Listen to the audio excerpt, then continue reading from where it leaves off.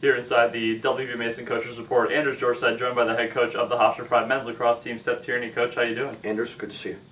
Just a big win over UNC on the road. What's the morale like in the locker room after that win? Yeah, I mean, it is what you would think. Guys, obviously coming home, the flight, the bus ride, the locker room when we got home was, an accomplishment, something that they worked hard for, and I'm happy for them. We had a little bit of a bug on the way home, so a couple of guys couldn't enjoy it fully. We're still fighting that.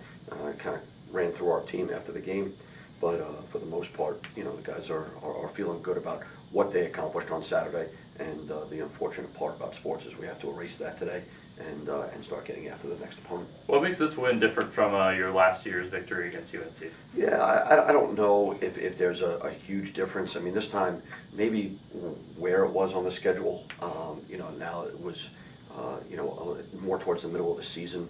I don't know what they were ranked at that point in time, but I guess because they went on to win a national championship, it validated the win last year a little bit better at that point, and then certainly they're the defending national champs and go from there. But it's still just one line in the win column, and as always, it's better than one line in the loss column. You guys are going back and forth in that game for a little bit, but you guys went on a 4-goal run there toward the end. What kind of led to that run? Yeah, I mean, I poise in a tough game. Again, we knew it wasn't going to be pretty.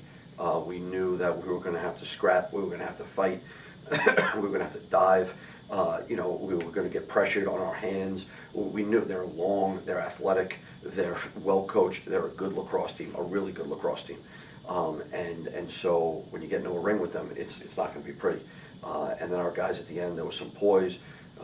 Coach, you made an adjustment, to go a little bit of zone at the end there, and our guys really embraced it. Kyle Gallagher did a better job in the second half, much like the Georgetown game. We're still, work in progress at the face-off X. And we, after watching the film, we didn't play, as well as we would hope that we'd play. I know that sounds weird, but in a team would play like a team against Carolina, that's going to happen. But we could, we've potentially we could play better. We could play smarter, and maybe not better, but we can play smarter. And that's what the goal this week is, just to take another step. One thing we've seen is a continued emergence of Alex Mosier offensively. Had a couple of goals for you in that game against UNC. What have you seen from him?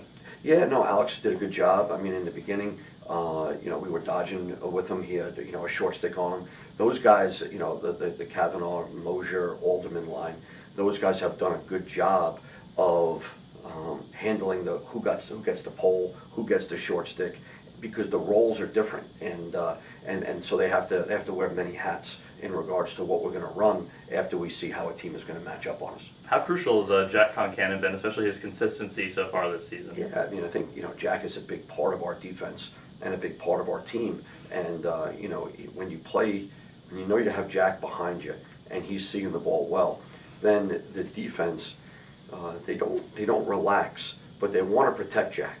It is a little bit of a scene of a movie, The Blind Side. You want to protect the quarterback, and he's the quarterback of the defense. And so Jack has done a good job, and there was a save down the end of the game, and the Coutier kid, and he shoots the ball. It's a left-handed shot. It's a bad angle, and he puts the ball behind the back, and Jack is just seeing it all the way, and he makes that save. The amount of emotion and energy and confidence that sends to that first layer above him is pretty good.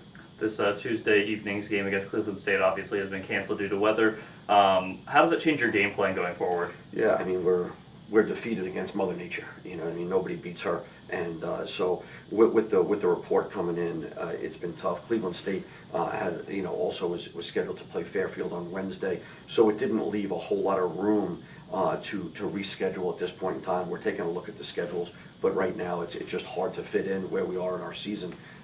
It certainly we're not thrilled about it. The guys, they want to play games, obviously, but at this point in time, again, like I said, Mother Nature, she wears the belt, and she's the champ. So at this point in time, we had to make a safety call and facilities call. Everybody was involved in it. We handled it the right way. If we can fit them back in later on, then we'll certainly try to do so. But at this point in time, it doesn't look great. Another game to look forward to this weekend, though, against Providence. What have you seen from them, and what does your team need to do to secure that win? Yeah, Providence is a team that got after us last year. I think it was 12-7, and I don't even think it was a close 12-7. They got after us pretty good. I remember being 5-0 before I can run my hand through my hair, and it was a tough one. So they were fired up to play us, and we're going to need to remember that. It is a new team. We're going to need to remember what took place last year and get a good approach. They've got they've got some pieces on defense that are very good. They got some pieces on offense that are very good. The kid Kearns, the kid Hatzbarakis, they're facing off well. So we've got our hands full this week. He's Seth Tierney, the head coach of the Hofstra Pride men's lacrosse team. Coach, thanks for joining us. Thanks, Anders. And thank you for watching the W. Mason Coaches Report on GoHofstra.com.